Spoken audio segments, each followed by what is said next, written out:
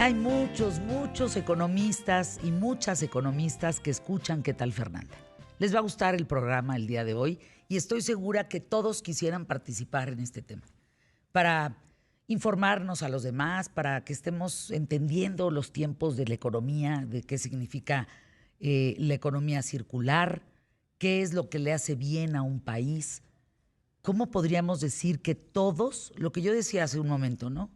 No se trata de que todos tengamos los mismos zapatos, que todos tengamos el mismo coche o que todos tengamos la misma alimentación.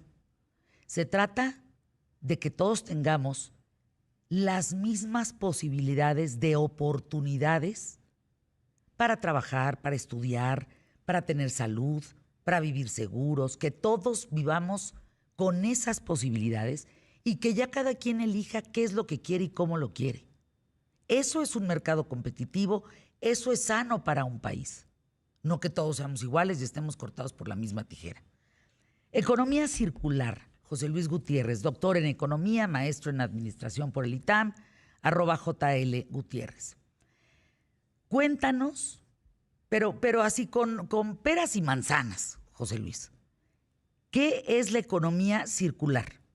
¿Qué significa eso? Fernando, este es un nombre que se le ha dado una respuesta al sistema económico que está quebrando. Prácticamente todos coinciden en el mundo de que el sistema económico actual no permite que la gente tenga oportunidades como le pertenecen a cualquier ser humano. No es digna la forma de que está repartiéndose la riqueza. Hoy tenemos una concentración brutal y muy ofensiva de la riqueza en el mundo.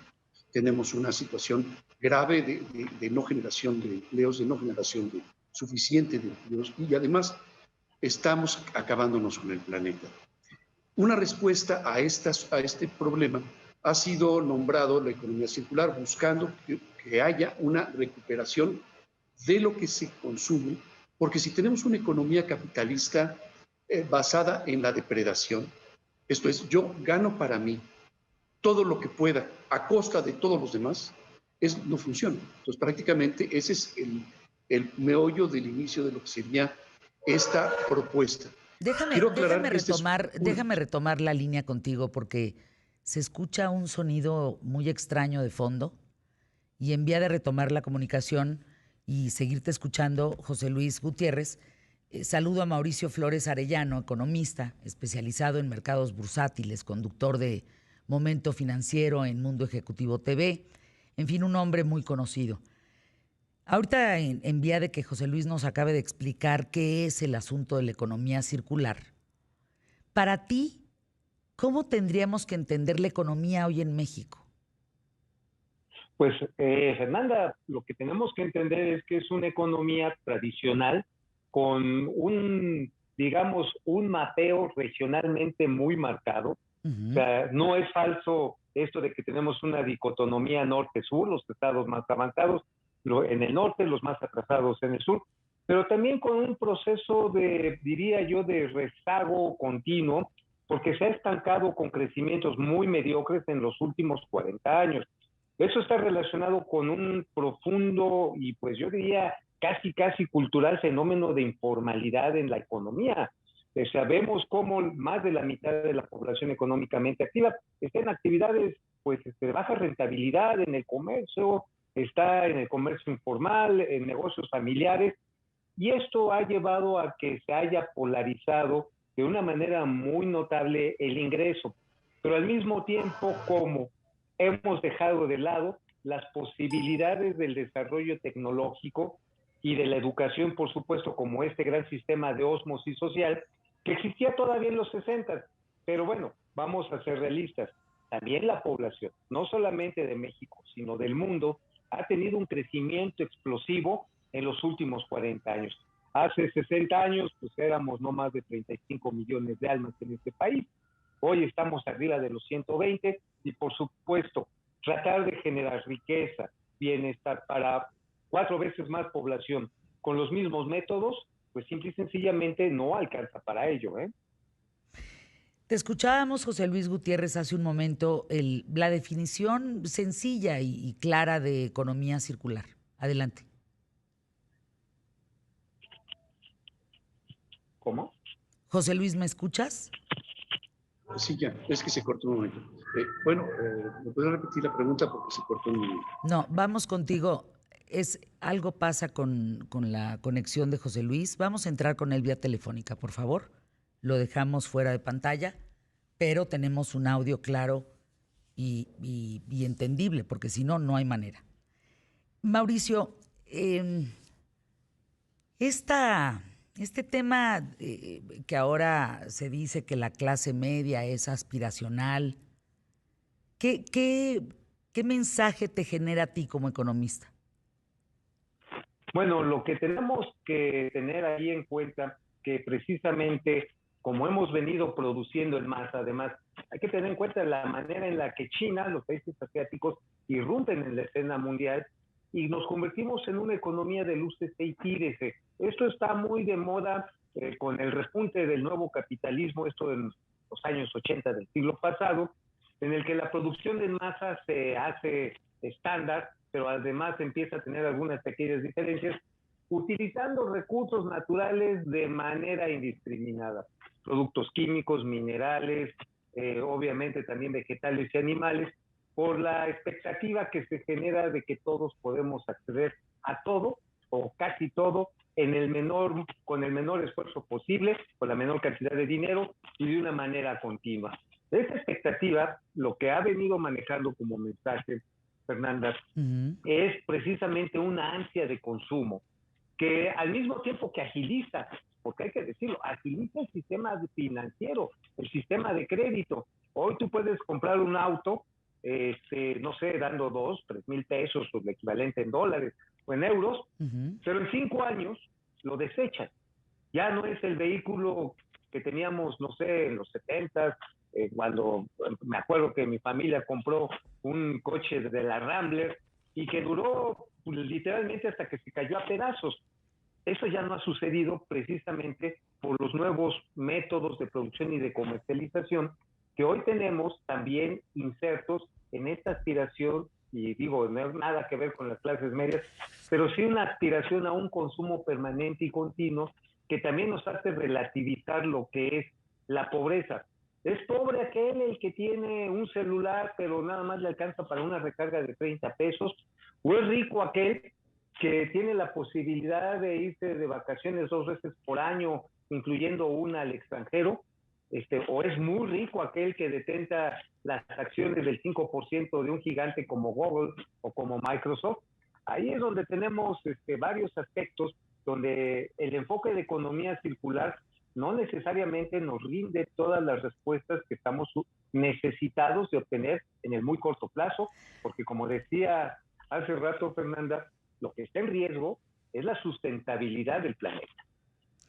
Mauricio, tocaste un tema que me parece fascinante y que creo que deberíamos de entenderlo puntualmente. A ver, regrésate en eso. ¿Es pobre quien tiene un celular y tiene dinero para una recarga?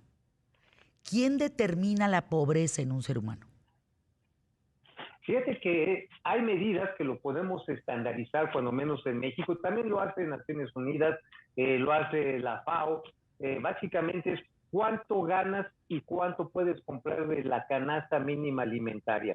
En este sentido, también la UNESCO hace medidas en ese sentido, y la gente pobre en nuestro país es aquella que con todo y el esfuerzo que le da levantarse temprano y No, ya te llegar estamos a una perdiendo oficina, también, una perdóname. fábrica, una construcción, Mauricio, lo que gana. retomamos la conversación contigo. Me quedo con la pregunta, a ver si José Luis ya tiene una buena señal para terminar de definir la economía circular.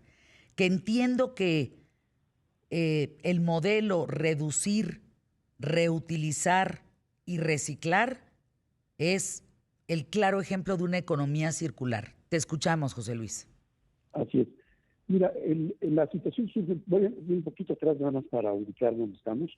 El sistema económico preponderante en el mundo ha entrado en crisis. Tanto que inclusive cuando quiebra el antagonismo comunismo, el comunismo que era antagonista, ya de alguna manera se nota que el capitalismo como está manejado a finales del siglo XX no funciona. Entonces surgen a finales del siglo XX y principios de este siglo opciones para poder tener una economía que beneficie a todos, porque no está beneficiando a todos, prácticamente no cumple la función el sistema económico.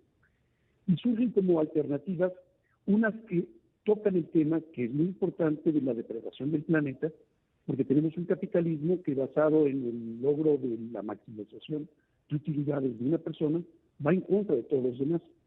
Entonces, ante eso surge esta visión de economía circular. Pero más que nada surgen otras opciones, y una que me parece que abarca la economía circular, abarca lo que llaman economía azul, abarca lo que conocemos como economía verde, es de economía social solidaria. ¿Economía social solidaria? Solidaria. ¿Y eso qué es? Porque la economía circular tiene que ver con el medio ambiente, pero la solidaria tiene que ver con el ser humano. Y recuperar la dignidad del ser humano es para la economía solidaria más importante de todo lo que es el proyecto económico, incluyendo el salvar al planeta. Entonces, economía circular, si bien es un avance importante respecto a la crisis sistémica del capitalismo y obviamente el fracaso total del comunismo, lleva un mensaje de que no es posible salvar al planeta únicamente atendiendo la parte, vamos a decir, ambiental. Es necesario trabajar para lo cual fue creada la economía, para el ser humano. Y entonces surgen desde principios del siglo XX nuevas opciones de cómo cambiar el modelo económico del mundo. Esto es, no es nada más de un país, es a dónde vamos como humanidad, a dónde vamos como seres humanos, cómo nos tratamos unos a otros, cómo utilizamos los bienes, los dones que nos da la vida, el planeta, y consecuentemente pues estamos revisando que lo que tenemos ahora no nos sirve.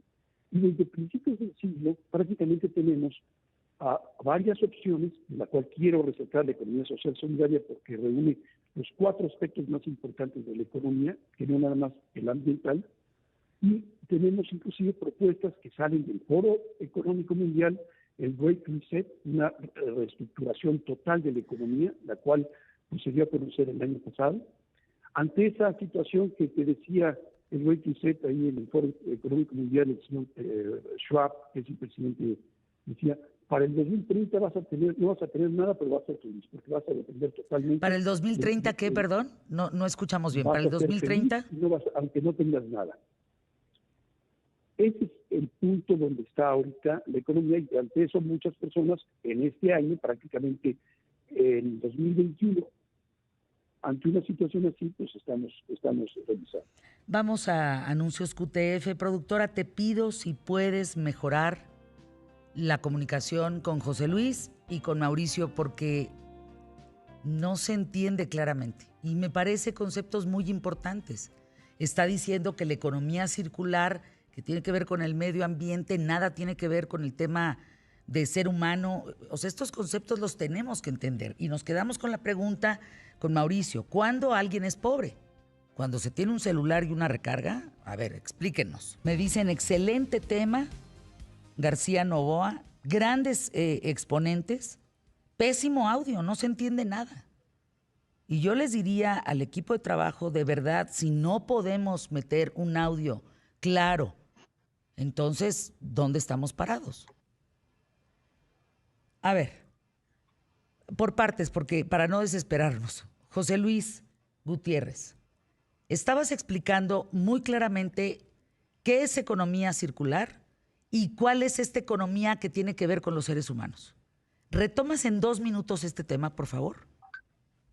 Bien, partía del hecho de que todos, ya es un acuerdo global prácticamente, que la economía como funciona actualmente no está generando los beneficios que debería generar para los seres humanos. Ahora sí que tanto unos como otros, izquierda, derecha, arriba, abajo, todos coinciden de que la economía no está sirviendo. Y de ahí parten varias opciones a partir prácticamente del principio de este siglo. Dicen, tenemos que reconfigurar la economía. Algo que viene a puntualizarse o reforzarse con la crisis hipotecaria del 2008-2009, diciendo es que estamos viviendo una economía que los llamarían la crematística, en función del dinero, no en función del bienestar de la persona. se busca el bienestar del dinero, y esto es el tipo de ciclos que nos llevan a crisis recurrentes en el mundo. Una crisis que uno diría, nosotros en México, ¿qué culpa tenemos en 2009 de que haya quebrado un banco, Lehman Brothers? Se nos acabó la situación económica. Hoy estamos viviendo una situación global que está afectando a todos, y estamos viendo que quienes se están beneficiando más de todo esto son los que tienen la tecnología. Entonces, hay un desequilibrio, hay una desigualdad en el desarrollo, porque estamos privilegiando por encima de todo la utilidad personal, el individualismo. Entonces, de ahí surgen varias escuelas, varias corrientes. La de economía circular toca un tema importante, que es el medio ambiente, y dice que para poder mejorar la economía es necesario tener una economía que restituya al medio ambiente, que restituya a la tierra aquello que le quitamos, que seamos responsables en el uso de la tierra, lo cual es bueno, pero se queda corto ante la propuesta de la economía social solidaria, que es lo que mencionaba yo, que nace a principios del siglo XXI con el Foro Social Mundial en Río de Janeiro, y que se repitió en otros puntos del mundo y sigue haciéndose anualmente la reunión, igual que la de Davos en Suiza. La del Foro Social Mundial se realiza en el mundo cada año, revisando lo que se tiene que hacer. Ya han llegado a la conclusión de que el problema estriba en que lo único que tenemos que ver, que la economía satisfaga al ser humano, que para eso fue hecha. Y por lo tanto, entonces, empiezan a crear nuevos conceptos que tienen que ver desde el quién posee la tierra o cómo restituyes la tierra, hasta quién posee los medios de cambio, quién posee el dinero. Y aquí viene un tema sumamente importante y muy actual, porque precisamente el día de ayer viene un cambio en la revaluación de las monedas del mundo. Y para efectos de quienes nos ven y tomen en cuenta también el dinero, van a ver que a partir de ayer el dólar va a ir bajando en pesos, va revaluándose el peso, va a haber cambios en las monedas, porque hay un nuevo patrón en el mundo. Estamos volviendo al patrón oro, algo que olvidamos durante muchos años. Importante. Dejamos claro de que quien ganaba en la economía era quien tenía más dólares, pero esos dólares salían del Banco Central, de la Federal Reserve, pero no llegaban a la gente, de tal manera que uno obtenía los dólares o los pesos relacionados a esto, siempre había un tipo de cambio por lo cual cambiaban pesos por dólares y tienes que pagar intereses. De tal manera que la economía solidaria cuestiona todo este sistema de uso del dinero, de los intereses, llega mucho más allá que la economía circular. Con esto quiero terminar nada más, la economía circular es importante, pero no es suficiente. Es importante, pero no es suficiente. Bien, en tu caso, Mauricio, creo que hicimos una pregunta, me parece interesante en función de qué es la pobreza. Te decía quién califica la pobreza.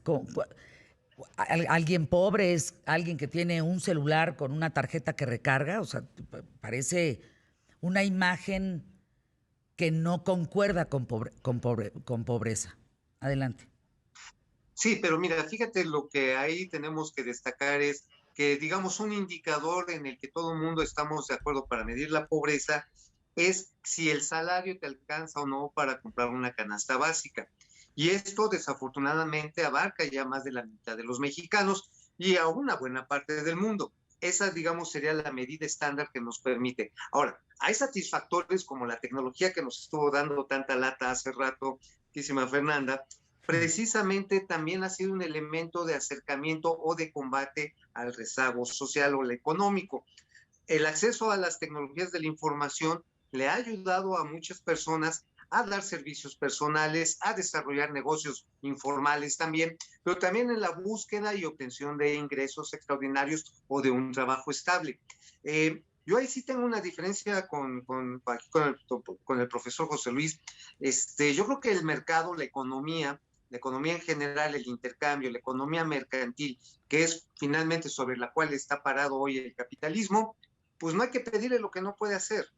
Realmente los mercados sirven para intercambiar. Un mercado no puede ser justo porque su principio fundamental es el intercambio de desigualdades. Alguien vende 1 para obtener 1,5. Nadie vende 1 para tener 1. O sea, ese ya es el principio de las economías mercantiles. ¿Qué es lo que permite avanzar en los últimos 200 años a la humanidad? Los pactos políticos, los acuerdos que generan las sociedades, los arreglos que quedan contenidos en las constituciones y que abren un hito histórico que no habíamos visto en la historia de la humanidad. La idea de la igualdad y del igualitarismo se impone en los últimos 200 años y ha permitido también avances científicos formidales que van desde la medicina, que van la astronomía, la movilidad, el uso de combustibles. Lo cierto está en que, yo insisto, la velocidad en la que nos reprodujimos y también la misma manera en la que no se han construido los acuerdos políticos, los pactos sociales que permiten mover de un punto a otro riqueza y sobre todo la riqueza tecnológica, el conocimiento, la acumulación de experiencias y la innovación, es lo que mantiene y ha mantenido, por ejemplo, regiones enteras del mundo. Vamos a hablar de África, por ejemplo, luego no nos acordamos de África, que se ha condenado a ser una fuente de materia prima sin tener la posibilidad, salvo algunas excepciones, un par de países ahí, de tener instituciones inclusivas que le permitan a la gente tener educación, tener salud y tener bienestar. Y eso no estamos hablando de África. Si regresamos a nuestro país, Fernanda, aquí llegaríamos a esa pregunta que hacemos al principio. ¿Quién es de la clase media? ¿Quién es el rico? Aquel que gana de 9,000 pesos a 15,000 pesos todavía es pobre, o aquel que gana de 15,000 a 25,000 pesos ya empieza a ser clase media o hasta los 60,000, o de los 60,000 para arriba ya se puede codear con el señor Carlos Slim. Esto también es que un evento. Me parece fundamental, Mauricio, definir eso. Yo los quiero invitar a que podamos reunirnos aquí en ¿Qué tal, Fernanda?, para hablar justamente de eso. ¿Quiénes somos clase alta? ¿Quiénes somos pobres? ¿Quiénes somos ricos? ¿Quiénes somos medio? Porque ¿cuáles son las categorías hoy en día de las clases en México? Porque antes había pobre, medio pobre, rico, más rico, putrimillonario, clase media, media alta. Válgame, eran como muchos estratos, ¿no?, sociales. Ajá. ¿Dónde estamos parados hoy? ¿Quién es clase media? ¿Es pobre alguien que tiene para comprar un celular y ese que compra el celular come 3 veces al día, o por comprarlo solamente come una? O sea, todas esas variantes tenemos que ponerlas en la mesa para ver cómo está el tema económico en México. Y para los 3 minutos que nos quedan, José Luis Gutiérrez, ¿cómo definirían, Mauricio Flores Arellano, cómo definirían igualdad? ¿Qué significa igualdad en la economía, hablando de los seres humanos? ¿Es que todos tengamos lo mismo? ¿Es que todos seamos iguales, nos vistamos iguales, vivir iguales? ¿Qué es la igualdad? No, si me permites, yo quiero nada más dejar muy claro, efectivamente, el desequilibrio temporal es lo que da vida a la economía. Estoy totalmente de acuerdo con Mauricio, realmente a lo mejor se entendió mal lo que mencioné. Tiene que haber alguien que le falte algo para que lo pida a otro. Pero lo que se ha hecho en el esfuerzo de la revisión del modelo económico, como ya mencionaba, economía social y solidaria, es establecer lo que se estableció en el año 2005 en Mumbai, en una sesión mundial, lo que sería la canasta básica, quiere decir una jornada, se le llama una jornada aquello que te permitía obtener, no importando si eran rupias, pesos, dólares o dinares, lo que fuera, no importa, siempre y cuando tuvieras satisfechas todas las necesidades físicas del ser humano, tanto en cuanto a proteínas, en cuanto a carbohidratos, medicinas, todo esto, cobertura del cuerpo, techo y demás, no importando eso, le daba un estándar que no se mide en pesos, no se mide en otra cosa más que en igualdad de condiciones para la vida digna. Voy a tener que entregar micrófonos a nuestros patrocinadores. Mauricio, te mandan saludar al profe, @mfloresarellano. José Luis Gutiérrez, gracias, JL Gutiérrez. Los invito pronto para que, es más, a ver si pueden estar aquí en el estudio más adelante para poder platicar de esta definición de pobreza. Porque dice Efraín, por ejemplo, soy de los que compra celular, come 3 veces. al día, pero no le pone saldo. De risa. Es importante definir quién es pobre en México, hasta dónde se es pobre en México.